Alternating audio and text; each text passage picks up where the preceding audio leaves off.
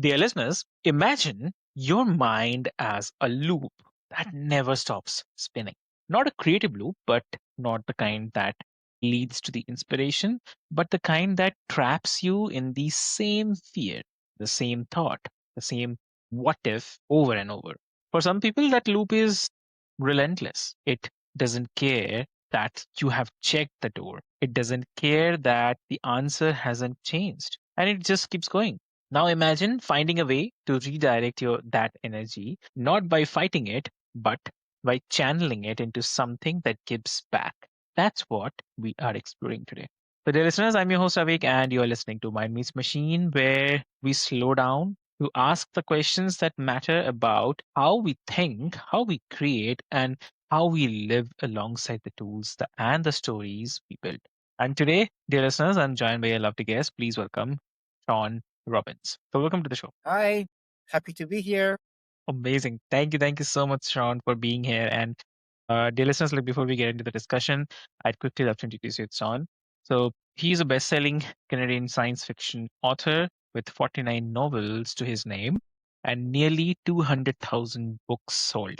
Huge. And a lifetime of experience turning the chaos of purely obsessional OCD into creative that storytelling. So I do not want to take much of your time, dear listeners. Let's get started. Welcome to the show again. So, Sean, like a lot of people, they think that OCD is all about being neat or organized, maybe washing your hands a lot of time. So you live with purely obsessional OCD. So which is different? Like, so what do you wish like more people understood about what that actually feels like day to day? What do you say? Actually, you just described my life in the beginning of the show. You asked, what if your mind goes in a loop and it doesn't stop, right? Yeah, That's yeah. basically pure O, purely obsessional OCD. It's just like the normal OCD, but instead of washing your hands, it's a thought. It appears out of nowhere. You think about it, you make a decision, you justify it, whatever, you put it aside. 30 seconds later, it comes back. Okay. And then same process. 30 seconds later, it comes back. Just like a person who cannot stop washing his hands, Hmm. you can't stop thinking about it. And trust me when I tell you, it's torture. When it Yeah. starts, your life finishes for as long as this process continues, which could be a few days, could be a few weeks, could be a few months. And it always can start over the silliest things, like something that any logical, normal person would laugh at. You will sit down and think about it for 5 days. It's a really bad thing. Okay. So, okay. And when those intrusive thoughts show up, so then what is the first thing that happens in your body or in your mind that signals this is not just a kind of passing worry? So, let's say, As soon as, see, if it is a passing worry, if it is scientifically, and I'm not a doctor, but they say there is this chemical in your brain, in a normal brain, that takes a thought from your front lobe and takes it to be stored in back here, right? And apparently people who have this problem and all other kind of OCD miss that chemical, whatever its name is. So when a thought starts in my front lobe, it doesn't get back to get stored. It keeps being repeated and repeated and repeated. As soon as the same thought comes back 5 times in a minute, you know that, oh my God, here we go again. yeah, that's interesting. I mean, obviously, like it's a kind of, I would say, a reminder that mental health conditions don't always look the way we expect them. So the invisible struggles are often the, I'd say, hardest to name it. And naming them is where the work actually begins.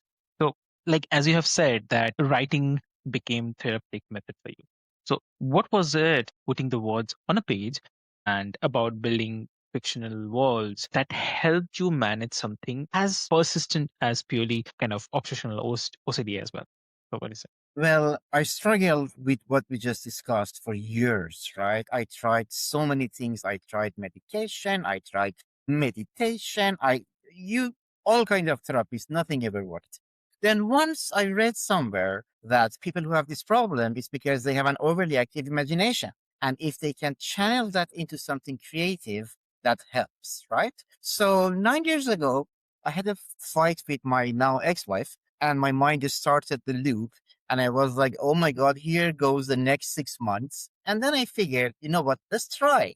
Let's try something creative, right? On that note, I've always wanted to be a writer. Like I'm a real bookworm, right? So, and it's one of those childhood dreams that, you grow up and you get a career and you go to work and you forget about it. But then, and I never thought I would have the discipline to sit at the laptop and write and write and write for hours and hours a day, right? But then this happened. So I sat down, I wrote my first book, and it turned out to be extremely helpful, a lot of fun, and then very, very successful. So 9 years later, here I am. OCD is mostly gone, but it's not gone. It's replaced by now stories, because really your mind cannot think about two things at the same time, right? And mind, when it starts thinking about the story, then there is no room left for something else. Now my mind thinks about the story nonstop. And that's how I ended up with 46. You said 49. That's because I have 46 published books. And then I started a new series, which I thought it's going to be 3 books, but at this point, it's going to be 4 books by the time it's finished, right?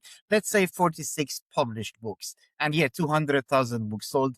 On that note, that's actually something like 120,000 books and audiobooks and 21 million pages read on KU. It's easier to put them together and say 200,000. So, like, was there a specific moment or say a specific story where you felt that shift where the writing stopped being just an escape and became something that actually helped you Yep, process what was happening inside? Yeah. exactly the story that I told you. From the first day that I started writing, like for Uh, real, you could feel the shift. You could see that. My mind started putting the same energy that it used to put into looping thoughts into coming up with the stories, right? So that's how I come up with so many ideas because now it's one idea after another. As soon as I finish a book, there is an idea for another book, and so on and so forth. My mind used to have like 50,000 looping thoughts a day, most of which would make me miserable. Now it has several hundred book ideas and then keeps chewing over them, which is yeah. why I go for a walk and I come back and there is a book in my mind. So it has been very helpful, extremely rewarding, and also good for my bank account. That's really interesting. And when we are talking about this, like something powerful about externalizing what loops inside us. And writing doesn't erase the thoughts, but it gives them somewhere to go. And sometimes that's enough to break the cycle as well. So, and if we talk about our daily life, right? So from there, I'll come like for someone who doesn't write 49 novels, who maybe doesn't write at all. So then how does this show up in their everyday life? Like, what does it look like when the OCD is active and you are trying to function, to work, to connect with people? So that time. Say anything creative, doesn't need to be writing. Could be a sculpture, could be Okay. painting, right? Mm. Anything that would channel this energy into something creative. My own personal experience is that it really works. And it's not like it's some new idea that I came up with. I Mhm. experienced it firsthand, but there is a ton of literature about this. That's something, in fact, it's believed that a lot of scientists, author, there are people who have slight or big mental issues. And that's how they ended up being inventors and authors and musicians. So I would say anything creative, but it has to be something that you enjoy, right? Like if you hate writing, you're not gonna write and deal with this problem. But there should be something that you like. It's creative. It would really help with this problem. And I haven't experienced this one myself personally, but I bet it helps with normal OCD also, because that also comes from an overactive imagination.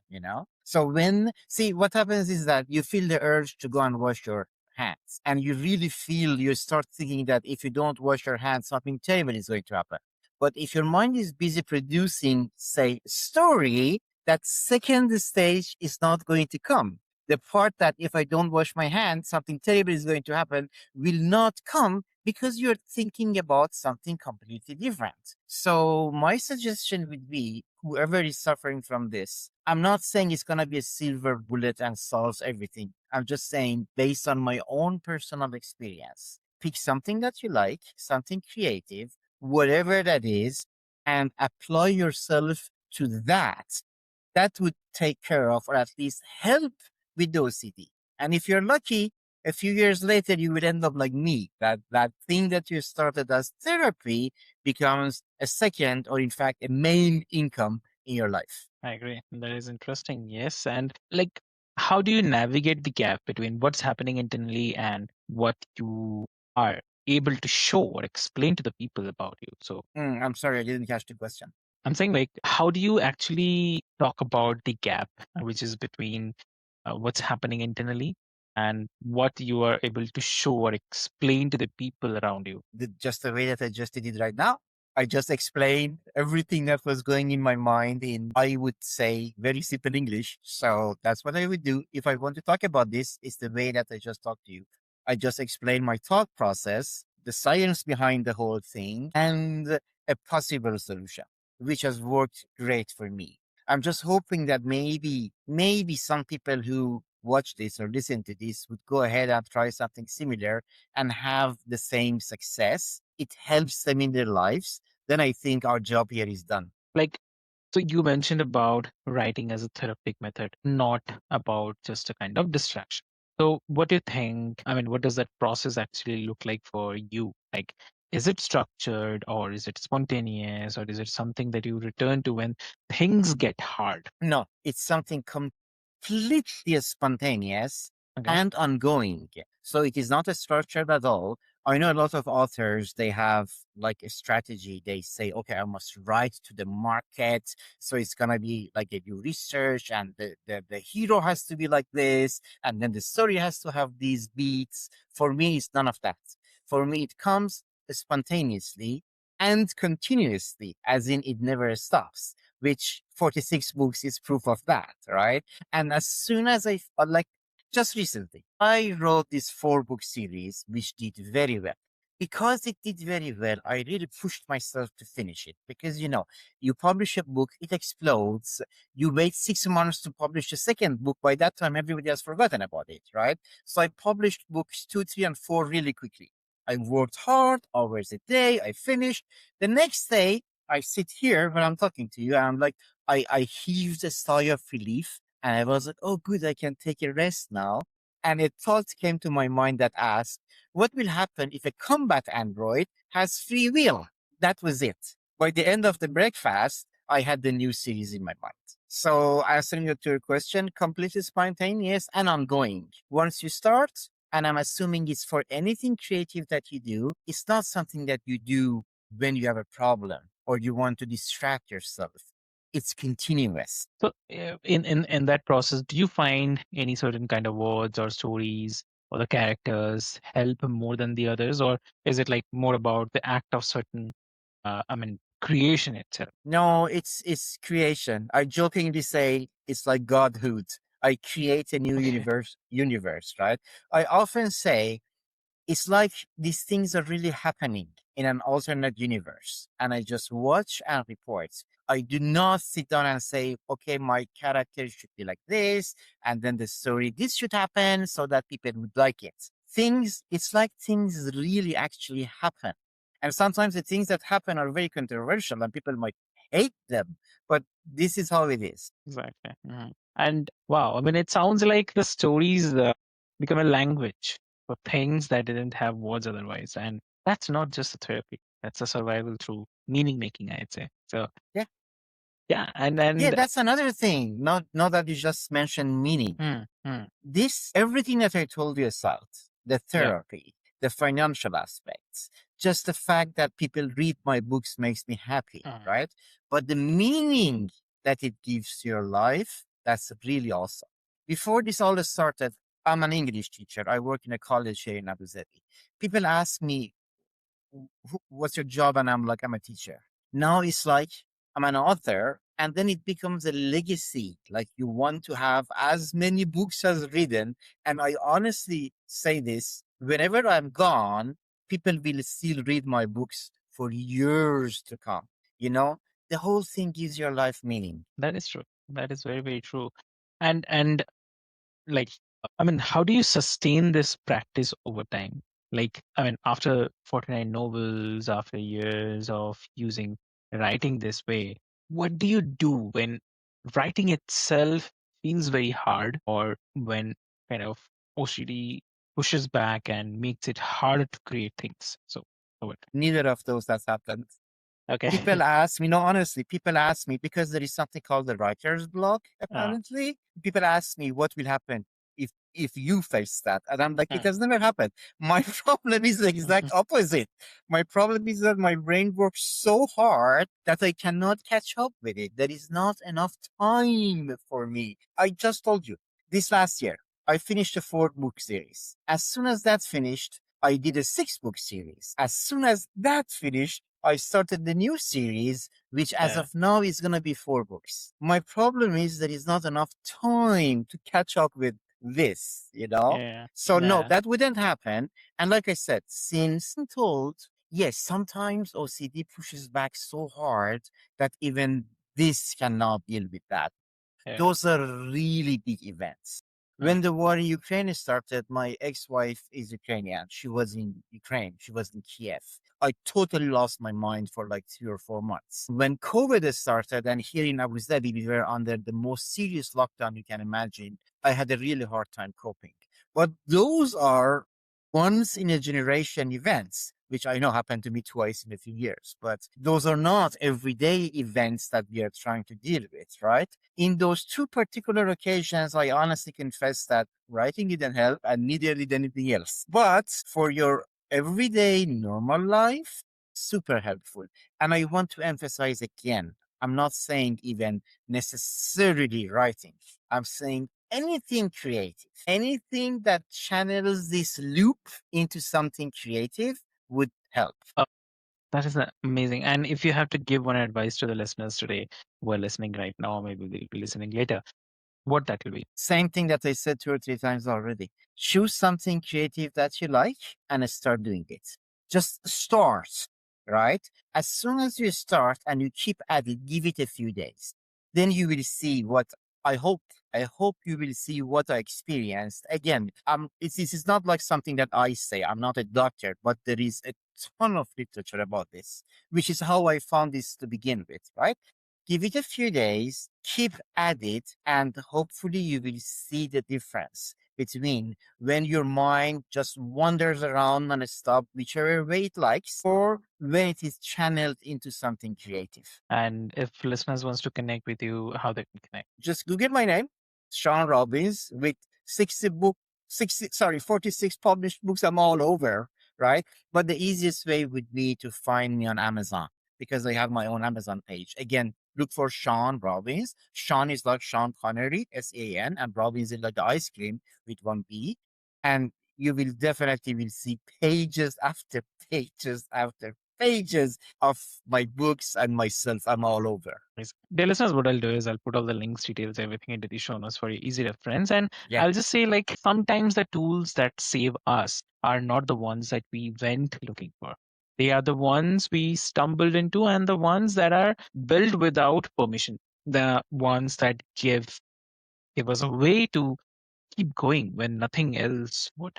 Right. So I definitely thank Sean for sharing your perspectives and be here. And it is really helpful to clarify about the misconceptions and what people think about OCD. So thank you so much for that. And also thank you everyone for being here to whosoever is listening right now or maybe will be listening later. Yeah, you know what would make me very happy? If Yeah, somebody writes to you in a few days or a few weeks and says, I tried this and it works. Thank you guys. If it happened, please let me know. exactly. Exactly. And like everyone who's listening, maybe the question is not whether you have the right tools to manage what you are carrying right now, or maybe it's whether you are willing to try. Like Sean said, just try it and share your, I mean, what you think, what you felt.